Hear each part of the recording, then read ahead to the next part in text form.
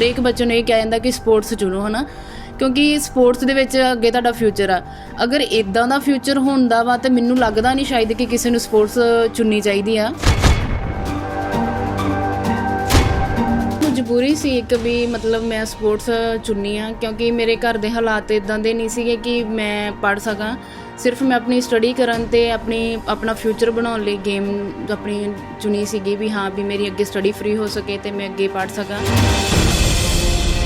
ਗਲਤੀ ਇਸ ਕਰਕੇ ਆ ਕਿਉਂਕਿ ਅਗਰ ਇੰਨਾ ਮੈਂ ਖੇਲਣਾ ਸੀਗਾ, ਮਤਲਬ ਇੰਨੇ ਮੈਡਲ ਪ੍ਰਾਪਤ ਕਰਕੇ ਵੀ ਮੈਨੂੰ ਕੋਈ ਫਾਇਦਾ ਨਹੀਂ ਹੋਇਆ ਕਿ ਮੈਨੂੰ ਕੋਈ ਜੋਬ ਦਿੱਤੀ ਜਾਵੇ ਜਾਂ ਕੋਈ ਮੇਰੀ ਕੋਈ ਸਾਰ ਕਿਸੇ ਨੇ ਪੁੱਛੀ ਹੋਵੇ। ਪੰਜਾਬ ਦੇ ਵਿੱਚ ਕਿਸੇ ਵੀ ਖਿਡਾਰੀ ਦਾ ਕੋਈ ਫਿਊਚਰ ਨਹੀਂ ਹੈਗਾ, ਕਿਉਂਕਿ ਹੁਣ ਤੱਕ ਮੈਂ ਜਿੰਨੇ ਦੇਖਿਆ ਇੱਦਾਂ ਹੀ ਮਤਲਬ ਕੋਈ ਜਾਂ ਤਾਂ ਕੋਈ ਮਜ਼ਦੂਰੀ ਕਰ ਰਿਹਾ ਜਾਂ ਕੋਈ ਹੈ ਨਾ, ਇੱਦਾਂ ਸਾਰੇ ਇੱਦਾਂ ਹੀ ਫ੍ਰੀ ਤੁਰੇ ਫਿਰ ਰਹੇ ਨੇ। ਇਸ ਕਰਕੇ ਵੀ ਸ਼ਾਇਦ ਸਾਨੂੰ ਵੀ ਹਰਿਆਣਾ ਸਟੇਟ ਵੱਲੋਂ ਖੇਲਣਾ ਚਾਹੀਦਾ ਸੀਗਾ। ਕੋਈ MLA ਦਾ ਬੇਟਾ ਜਾਂ ਬੇਟੀ ਹੋ ਗਈ ਜਾਂ ਕੋਈ ਵੀ ਇੱਦਾਂ ਦਾ, ਉਹਨਾਂ ਨੂੰ ਸਿਰਫ ਉਹ ਕਹਿੰਦੇ ਸਾਨੂੰ ਸਿਰਫ ਮੈਡਲ ਚਾਹੀਦਾ ਵਾ, ਇਸ ਤੋਂ ਬਾਅਦ ਸਾਨੂੰ ਸਿੱਧੀ ਜੋਬ ਆ। ਅਗਰ ਉਹਨਾਂ ਨੂੰ ਮੇਰੀ ਗੇਮ ਦੇ ਕਰਕੇ ਹੀ ਮੇਰੀ ਸਾਰਾ ਕੁਛ ਮੇਰੇ ਨਾਲ ਦਾ ਹੀ ਬਰਾਬਰ ਹੋ ਕੇ ਉਹਨਾਂ ਨੂੰ ਜੋਬ ਮਿਲ ਸਕਦੀ ਆ, ਤਾਂ ਫਿਰ ਮੈਨੂੰ ਕਿਉਂ ਨਹੀਂ ਮਿਲ ਸਕਦੀ। ਸਮੇਂ ਦੀਆਂ ਸਰਕਾਰਾਂ ਦੇ ਕਰਕੇ ਖਿਡਾਰੀਆਂ ਨੂੰ ਕਈ ਵਾਰੀ ਨਾਮੋਸ਼ੀ ਦਾ ਸਾਹਮਣਾ ਕਰਨਾ ਪੈਂਦਾ ਹੈਗਾ। ਜੇ ਦੇਖੀਏ ਤਾਂ ਵੱਖ-ਵੱਖ ਮੈਡਲ ਜਿਹੜੇ ਆ ਖਿਡਾਰੀ ਜਿੱਤਦੇ ਹੈਗੇ ਨੇ, ਪਰ ਖਿਡਾਰੀਆਂ ਦੀ ਸਾਰ ਨਹੀਂ ਲਿੱਤੀ ਜਾਂਦੀ। ਇੱਕ ਇੱਦਾਂ ਦਾ ਹੀ ਮਾਮਲਾ ਅਸੀਂ ਫਿਰੋਜ਼ਪੁਰ ਜ਼ਿਲ੍ਹੇ ਦੀ ਗੱਲ ਕਰਾਂਗੇ। ਪੂਨਮਜੀਤ ਕੌਰ ਜਿਹਨੇ ਫਿਰੋਜ਼ਪੁਰ ਦਾ ਨਾਂ ਤਾਂ ਰੋਸ਼ਨ ਕੀਤਾ ਹੀ ਹੈ, ਕਿਉਂਕਿ ਉਹ ਜੀਰੇ ਹਲਕੇ ਦੀ ਰਹਿਣ ਵਾਲੀ ਹੈ ਅਤੇ ਗਰੀਬ ਪਰਿਵਾਰ ਦੇ ਵਿੱਚ ਪੈਦਾ ਹੋਈ ਹੈ, ਪਰ ਉਹਨੇ ਆਪਣੇ ਘਰਦਿਆਂ ਦਾ, ਆਪਣੇ ਦੇਸ਼ ਦਾ ਜਿਹੜਾ ਨਾਂ ਰੋਸ਼ਨ ਕੀਤਾ, ਪਰ ਸਰਕਾਰਾਂ ਨੇ ਜਿਹੜੀ ਆ ਉਹਦੀ ਸਾਰ ਨਹੀਂ ਲਿੱਤੀ ਹੈਗੀ। ਅਸੀਂ ਗੱਲਬਾਤ ਕਰਾਂਗੇ। ਪੂਨਮਜੀਤ ਸਾਡੇ ਨਾਲ ਮੌਜੂਦ ਹੈ, ਸੌਫਟਬਾਲ ਪਲੇਅਰ ਦੀ ਖਿਡਾਰਨ ਹੈਗੀ ਆ, ਵੱਖ-ਵੱਖ ਸੂਬੇ ਦੇ ਵਿੱਚ ਜਾ ਕੇ ਉਹ ਖੇਡੀ ਹੈਗੀ ਹੈ ਅਤੇ ਵੱਖ-ਵੱਖ ਮੈਡਲ ਜਿਹੜੇ ਨੇ ਉਹ ਜਿੱਤੇ ਹੈਗੇ ਆ। ਗੱਲਬਾਤ ਕਰਦੇ ਹੈਗੇ ਆ। ਪੂਨਮਜੀਤ ਜੀ, ਤੁਹਾਡੀ ਗੇਮ ਕਿਹੜੀ ਹੈਗੀ ਹੈ? ਕਦੋਂ ਤੋਂ ਤੁਸੀਂ ਇਹ ਗੇਮ ਦੇ ਵਿੱਚ ਆਏ? ਸਰ ਮੇਰੀ ਗੇਮ ਸੌਫਟਬਾਲ ਆ। ਮੈਂ 9th ਕਲਾਸ ਤੋਂ ਵੀ ਇਹ ਗੇਮ ਕਰ ਰਹੀ ਹਾਂ, ਸਕੂਲ ਟਾਈਮ ਤੋਂ ਜੀ, ਅਤੇ ਮੈਂ ਕਾਲਜ ਟਾਈਮ ਵੀ ਇਹ ਗੇਮ ਕੀਤੀ ਆ, ਮਤਲਬ ਹੁਣ ਰੈਗੂਲਰ ਹੀ ਹੁਣ ਤੱਕ ਵੀ ਖੇਲ ਰਹੀ ਹਾਂ ਗੇਮ। ਕਿੰਨੇ ਸਾਲ ਹੋ ਗਏ ਤੁਹਾਨੂੰ ਇਸ ਗੇਮ ਦੇ ਨਾਲ ਜੁੜੇ ਹੋਏ? ਸਰ ਮੈਨੂੰ 12-13 ਸਾਲ ਹੋ ਚੱਲਿਆ ਖੇਲਦੀ ਨੂੰ। ਸੌਫਟਬਾਲ ਸਕੂਲ ਟਾਈਮ ਤੋਂ ਹੀ ਖੇਲ ਰਹੀ ਹਾਂ। ਅਤੇ ਮਨ ਕਿਵੇਂ ਬਣਿਆ ਕਿ ਤੁਸੀਂ ਖਿਡਾਰਨ ਬਣਨਾ ਹੈਗਾ, ਸੌਫਟਬਾਲ ਜਿਹੜੀ ਆ ਉਹ ਚੂਜ਼ ਕੀਤੀ ਤੁਸੀਂ? ਸਰ ਮਜਬੂਰੀ ਸੀ ਇੱਕ ਵੀ ਮਤਲਬ ਮੈਂ ਸਪੋਰਟਸ ਚੁਣਨੀ ਆ, ਕਿਉਂਕਿ ਮੇਰੇ ਘਰ ਦੇ ਹਾਲਾਤ ਇੱਦਾਂ ਦੇ ਨਹੀਂ ਸੀਗੇ ਕਿ ਮੈਂ ਪੜ੍ਹ ਸਕਾਂ। ਸਿਰਫ ਮੈਂ ਆਪਣੀ ਸਟੱਡੀ ਕਰਨ ਅਤੇ ਆਪਣਾ ਫਿਊਚਰ ਬਣਾਉਣ ਲਈ ਗੇਮ ਆਪਣੀ ਚੁਣੀ ਸੀਗੀ ਵੀ ਹਾਂ ਵੀ ਮੇਰੀ ਅੱਗੇ ਸਟੱਡੀ ਫਰੀ ਹੋ ਸਕੇ ਅਤੇ ਮੈਂ ਅੱਗੇ ਪੜ੍ਹ ਸਕਾਂ, ਅਤੇ ਇਸ ਕਰਕੇ ਮੈਂ ਆਪਣੀ ਗੇਮ ਚੋਇਸ ਕੀਤੀ ਸੀ। ਪਰ ਹੁਣ ਲੱਗਦਾ ਵਾ ਕਿ ਸ਼ਾਇਦ ਮੈਂ ਗਲਤੀ ਕੀਤੀ ਆ ਕਿ ਮੈਂ ਗੇਮ ਚੋਇਸ ਕੀਤੀ ਆ। ਅਤੇ ਕਿਉਂ ਗਲਤੀ ਕਿਉਂ ਤੁਹਾਨੂੰ ਲੱਗਦਾ ਹੈਗਾ? ਤੁਸੀਂ ਕਿੱਥੇ ਖੇਡੇ ਹੈਗੇ ਹੋ, ਕਿਹੜੇ ਸੂਬੇ 'ਚ ਗਏ ਹੋ, ਕਿਹੜੇ ਮੈਡਲ ਤੁਸੀਂ ਜਿੱਤੇ ਹੋ? ਸਰ ਗਲਤੀ ਇਸ ਕਰਕੇ ਆ ਕਿਉਂਕਿ ਅਗਰ ਇੰਨਾ ਮੈਂ ਖੇਲਣਾ ਸੀਗਾ, ਮਤਲਬ ਇੰਨੇ ਮੈਡਲ ਪ੍ਰਾਪਤ ਕਰਕੇ ਵੀ ਮੈਨੂੰ ਕੋਈ ਫਾਇਦਾ ਨਹੀਂ ਹੋਇਆ ਕਿ ਮੈਨੂੰ ਕੋਈ ਜੋਬ ਦਿੱਤੀ ਜਾਵੇ ਜਾਂ ਕੋਈ ਮੇਰੀ ਕੋਈ ਸਾਰ ਕਿਸੇ ਨੇ ਪੁੱਛੀ ਹੋਵੇ। ਇਸ ਕਰਕੇ ਗਲਤੀ ਕੀਤੀ ਆ। ਮੈਂ ਤਕਰੀਬਨ ਸਾਰੀ ਸਟੇਟਾਂ 'ਚ ਖੇਲ ਚੁੱਕੀ ਹਾਂ, ਜਿੱਦਾਂ ਉੜੀਸਾ ਹੋ ਗਿਆ, ਗੋਆ ਹੋ ਗਿਆ, ਨਾਗਪੁਰ ਮੈਂ ਜਾ ਚੁੱਕੀ ਹਾਂ, ਕੇਰਲਾ ਮੈਂ 3 ਵਾਰੀ ਜਾ ਚੁੱਕੀ ਹਾਂ, MP, ਮਹਾਰਾਸ਼ਟਰ, ਇੱਦਾਂ ਸਾਰੇ ਵੈਸਟ ਬੰਗਾਲ ਵੀ ਮੈਂ ਜਾ ਚੁੱਕੀ ਹਾਂ। ਇੱਦਾਂ ਮੈਂ ਸਾਰੇ ਸਟੇਟਾਂ ਦੇ ਵਿੱਚ ਖੇਲ ਚੁੱਕੀ ਹਾਂ ਜੀ। ਸਾਰ ਤੁਸੀਂ ਕਹਿ ਰਹੇ ਹੋ ਸਾਰ ਨਹੀਂ ਲੈਂਦੀ ਹੈਗੀ ਸਰਕਾਰ, ਸਮੇਂ ਦੀਆਂ ਸਰਕਾਰਾਂ ਸਾਰ ਨਹੀਂ ਲੈਂਦੀਆਂ, ਅਤੇ ਖਿਡਾਰੀਆਂ ਦਾ ਫਿਰ ਮਨੋਬਲ ਡਿੱਗਦਾ ਹੀ ਹੈਗਾ ਜਿੱਦਾਂ ਅੱਜ ਤੁਹਾਡਾ ਡਿੱਗਿਆ?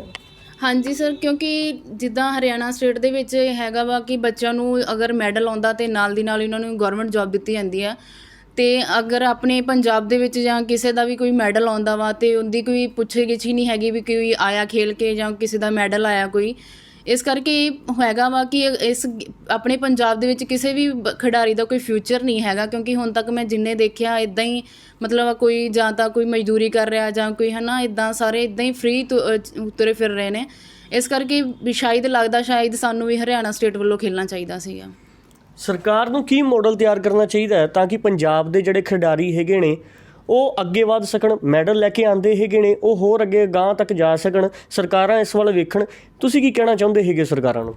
ਸਰ ਇਹੀ ਹੈ ਕਿ ਅਗਰ ਕੋਈ ਬੱਚਾ ਮੈਡਲ ਲੈ ਕੇ ਆਉਂਦਾ ਵਾ ਅਤੇ ਉਹਦਾ ਹੌਂਸਲਾ ਹੋਣਾ ਚਾਹੀਦਾ ਵਾ ਵੀ ਹਾਂ ਵੀ ਉਹਨੂੰ ਕਹਿਣਾ ਚਾਹੀਦਾ ਵੀ ਵਧੀਆ ਵਾ। ਬਸ ਸਿਰਫ ਇਸ ਕਰਕੇ ਕਿ ਕੋਈ ਸਰਕਾਰ ਪੁੱਛ-ਗਿੱਛ ਨਹੀਂ ਆ। ਮੈਨੂੰ ਲੱਗਦਾ ਕਿ ਅੱਗੇ ਹੌਲੀ ਗੇਮ ਦਾ ਸਪੋਰਟਸ ਦਾ ਖਤਮ ਹੋ ਜਾਣਾ ਵਾ। ਅਗਰ ਸਰਕਾਰਾਂ ਨੂੰ ਇੱਦਾਂ ਸੀਗਾ ਕਿ ਕੋਈ ਪੁੱਛ-ਗਿੱਛ ਨਹੀਂ ਆ, ਪਰ ਜਦੋਂ ਆਪਾਂ ਸਕੂਲਾਂ ਦੇ ਵਿੱਚ ਜਾਂਦੇ ਹਾਂ ਕਿ ਹਰੇਕ ਬੱਚੇ ਨੂੰ ਇਹ ਕਿਹਾ ਜਾਂਦਾ ਕਿ ਸਪੋਰਟਸ ਚੁਣੋ, ਹੈ ਨਾ, ਕਿਉਂਕਿ ਸਪੋਰਟਸ ਦੇ ਵਿੱਚ ਅੱਗੇ ਤੁਹਾਡਾ ਫਿਊਚਰ ਆ।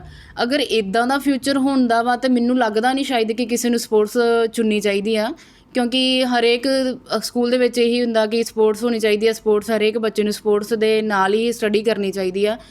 ਅਗਰ ਇੱਦਾਂ ਮਤਲਬ ਸਪੋਰਟਸ ਕਰਨੀ ਆ ਤਾਂ ਮੈਨੂੰ ਲੱਗਦਾ ਸ਼ਾਇਦ ਜਾਂ ਤਾਂ ਸਕੂਲ ਕਾਲਜ ਬੰਦ ਕਰ ਦੇਣੇ ਚਾਹੀਦੇ ਆ ਅਤੇ ਜਾਂ ਸਪੋਰਟਸ ਬੰਦ ਕਰ ਦੇਣੀ ਚਾਹੀਦੀ ਆ। ਕਈ ਵਾਰ ਦੇਖਿਆ ਗਿਆ ਹੈਗਾ ਕਿ ਖਿਡਾਰੀ ਬੜੇ ਵਧੀਆ ਲੈਵਲ 'ਤੇ ਖੇਡਦੇ ਨੇ, ਗੋਲਡ ਜਿੱਤ ਕੇ ਲੈ ਕੇ ਆਉਂਦੇ ਆ, ਜਿੱਦਾਂ ਤੁਸੀਂ ਮੈਡਲ ਜਿੱਤੇ ਹੈਗੇ ਆ, ਪਰ ਉਹਨਾਂ ਦੀ ਬਾਂਹ ਨਹੀਂ ਫੜੀ ਜਾਂਦੀ, ਉਹ ਤਾਂ ਹੋਰ ਪਿੱਛੇ ਚਲੇ ਜਾਂਦੇ ਆ ਕਿਉਂਕਿ ਉਹਨਾਂ ਦੀ ਸਾਰ ਵੀ ਨਹੀਂ ਉਹਨਾਂ ਨੂੰ। ਪਰ ਕਈ ਜਿਹੜੇ ਆ ਉਹ ਅੱਗੇ ਆਉਂਦੇ ਹੈਗੇ ਆ, ਜਿੱਦਾਂ ਹੁਣ 2 ਵਿਧਾਇਕਾਂ ਦੇ ਪੁੱਤਰਾਂ ਨੂੰ ਜਿਹੜੀਆਂ ਨੌਕਰੀ ਮਿਲੀ ਹੈਗੀ ਆ, ਕਾਫੀ ਬਵਾਲ ਵੀ ਜਿਹੜਾ ਇਸ ਚੀਜ਼ ਦਾ ਮਚਿਆ ਹੋਇਆ। ਇਸ ਚੀਜ਼ ਨੂੰ ਤੁਸੀਂ ਕਿਵੇਂ ਦੇਖਦੇ ਹੈਗੇ? ਇੱਕ ਤਾਂ ਜਿਹੜਾ ਖੇਡ ਰਿਹਾ ਹੈਗਾ, ਜਿਹੜਾ ਮੈਡਲ ਲੈ ਕੇ ਆ ਰਿਹਾ ਹੈਗਾ, ਜਿਹੜਾ ਸਰਕਾਰ ਤੋਂ ਖੁਦ ਮੰਗ ਕਰ ਰਿਹਾ ਹੈਗਾ, ਪਰ ਉਹਨੂੰ ਤਰਸ ਦੇ ਆਧਾਰ 'ਤੇ ਜਿਹੜੀ ਨੌਕਰੀ ਨਹੀਂ ਮਿਲ ਰਹੀ ਹੈਗੀ। ਜਿੱਦਾਂ ਤੁਸੀਂ ਸਰਕਾਰ ਦਾ ਦਰਵਾਜ਼ਾ ਖੜਕਾਇਆ, ਤੁਹਾਨੂੰ ਨੌਕਰੀ ਨਹੀਂ ਮਿਲੀ ਹੈਗੀ, ਉੱਧਰ ਜਿਹੜੀ ਤਰਸ ਦੇ ਆਧਾਰ 'ਤੇ ਨੌਕਰੀ ਜਿਹੜੀ ਆ ਦਿੱਤੀ ਗਈ ਹੈ, ਉਸ ਚੀਜ਼ ਨੂੰ ਤੁਸੀਂ ਕਿਵੇਂ ਦੇਖਦੇ ਹੋ? ਸਰ ਇਹ ਬਹੁਤ ਟਾਈਮ ਤੋਂ ਹੁੰਦਾ ਰਿਹਾ ਕਿ ਇੱਦਾਂ ਜਿੱਦਾਂ ਹੁਣ 2 ਬੱਚਿਆਂ ਨੂੰ ਉਹਨਾਂ ਨੇ ਜੋਬ ਦਿੱਤੀ ਆ, ਮੰਤਰੀ MLA ਸਾਹਿਬ ਦੇ ਕੋਈ ਬੱਚੇ ਨੇ। ਇਹ ਸਾਡੇ ਨਾਲ ਮੇਰੇ ਨਾਲ ਵੀ ਕਈ ਵਾਰੀ ਬੱਚੇ ਗਏ ਨੇ ਖੇਲਣ, ਜਿੱਦਾਂ ਮੇਰੀ ਟੀਮ ਦੇ ਵਿੱਚ ਹੀ ਗਏ ਨੇ। ਹੁਣ ਪਿਛਲੇ ਜਿਹੜਾ ਮੈਂ ਮਾਰਚ ਦੇ ਵਿੱਚ ਗਿਆ ਕਿ ਇੱਥੇ ਇਹਦੇ ਵਿੱਚ DC ਸਾਹਿਬ ਦੀ ਕੋਈ ਬੇਟੀ ਸੀਗੀ, ਉਹਨਾਂ ਦਾ ਬੇਟਾ ਵੀ ਗਿਆ ਸੀਗਾ, ਉਹਨਾਂ ਦਾ ਵੀ ਮੈਡਲ ਆਇਆ। ਉਹਨਾਂ ਨੂੰ ਤਾਂ ਹੁਣ ਡਾਇਰੈਕਟ ਜੋਬ ਮਿਲ ਚੁੱਕੀ ਆ, ਮਿਲ ਵੀ ਗਈ ਹੋਊਗੀ, ਇਹ ਵੀ ਸ਼ੋਰ ਆ ਮੈਨੂੰ, ਜਿੱਦਾਂ 2 ਬੱਚਿਆਂ ਨੂੰ ਦਿੱਤੀ ਆ। ਮੇਰੇ ਨਾਲ ਕਈ ਵਾਰੀ ਇੱਦਾਂ ਦੇ ਬੱਚੇ ਗਿਆ ਵੀ ਜਿੱਦਾਂ ਕੋਈ MLA ਦਾ ਬੇਟਾ ਜਾਂ ਬੇਟੀ ਹੋ ਗਈ ਜਾਂ ਕੋਈ ਵੀ ਇੱਦਾਂ ਦਾ, ਉਹਨਾਂ ਨੂੰ ਸਿਰਫ ਉਹ ਕਹਿੰਦੇ ਸਾਨੂੰ ਸਿਰਫ ਮੈਡਲ ਚਾਹੀਦਾ ਵਾ, ਇਸ ਤੋਂ ਬਾਅਦ ਸਾਨੂੰ ਸਿੱਧੀ ਜੋਬ ਆ। ਅਗਰ ਉਹਨਾਂ ਨੂੰ ਮੇਰੀ ਗੇਮ ਦੇ ਕਰਕੇ ਹੀ ਮੇਰੀ ਸਾਰਾ ਕੁਛ ਮੇਰੇ ਨਾਲ ਦਾ ਹੀ ਬਰਾਬਰ ਹੋ ਕੇ ਉਹਨਾਂ ਨੂੰ ਜੋਬ ਮਿਲ ਸਕਦੀ ਆ, ਅਤੇ ਫਿਰ ਮੈਨੂੰ ਕਿਉਂ ਨਹੀਂ ਮਿਲ ਸਕਦੀ? ਸਿਰਫ ਮੈਨੂੰ ਇਸ ਕਰਕੇ ਨਹੀਂ ਮਿਲ ਸਕਦੀ ਕਿਉਂਕਿ ਮੈਂ ਆਪਣੀ ਮਿਹਨਤ ਕੀਤੀ ਆ, ਮੈਂ ਆਪਣੀ ਮਿੱਟੀ ਦੇ ਵਿੱਚ ਮਿੱਟੀ ਜਾਂ 7-7 ਘੰਟੇ 8-8 ਘੰਟੇ ਪ੍ਰੈਕਟਿਸ ਧੁੱਪ ਵਿੱਚ ਕੀਤੀ ਆ। ਪਰ ਇਹ ਨਹੀਂ ਸਰਕਾਰ ਨੂੰ ਮਤਲਬ ਨਜ਼ਰ ਆ ਰਿਹਾ ਕਿ ਹਾਂ ਬੱਚੇ ਮਿਹਨਤ ਕਰ ਰਹੇ ਆ।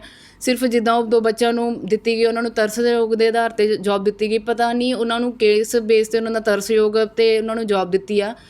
ਇਹ ਉਹਨਾਂ ਦੀ ਇੰਨੇ ਵੱਡੇ ਘਰ ਹੋਣ ਦੇ ਬਾਵਜੂਦ ਵੀ, ਇੰਨੀਆਂ ਵੱਡੀਆਂ ਗੱਡੀਆਂ ਹੋਣ ਦੇ ਬਾਵਜੂਦ ਉਹਨਾਂ ਨੂੰ ਨੌਕਰੀ ਦਿੱਤੀ ਆ, ਫਿਰ ਸਾਨੂੰ ਕਿਉਂ ਨਹੀਂ ਮਿਲ ਰਹੀਗੀ?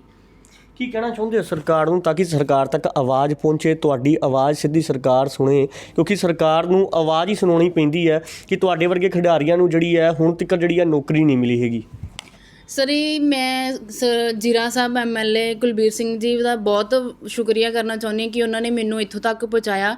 ਮੇਰੀ ਸਿਰਫ ਇੱਕ ਗੁਜ਼ਾਰਿਸ਼ ਹੀ ਆ ਕਿ ਮੇਰੀ ਸ਼ਾਇਦ ਮੀਡੀਆ ਕਰਕੇ ਜਾਂ ਉਹਨਾਂ ਨੂੰ ਮਤਲਬ ਉਹਨਾਂ ਕਰਕੇ ਮੇਰੀ ਆਵਾਜ਼ ਸਰਕਾਰ ਤੱਕ ਪਹੁੰਚ ਜਾਵੇ। ਮੈਂ ਸਰਕਾਰ ਤੋਂ ਇਹੀ ਗੁਜ਼ਾਰਿਸ਼ ਕਰਦੀ ਹਾਂ ਕਿ ਮੇਰੀ ਸਿਲੈਕਸ਼ਨ ਹੋਈ ਸੀ ਜਾਂ ਜੋ ਵੀ ਮੇਰੀ ਜੋਬ ਬਣਦੀ ਹੈ ਮੈਨੂੰ ਦਿੱਤੀ ਜਾਵੇ, ਮੇਰਾ ਹੱਕ ਦਿੱਤਾ ਜਾਵੇ।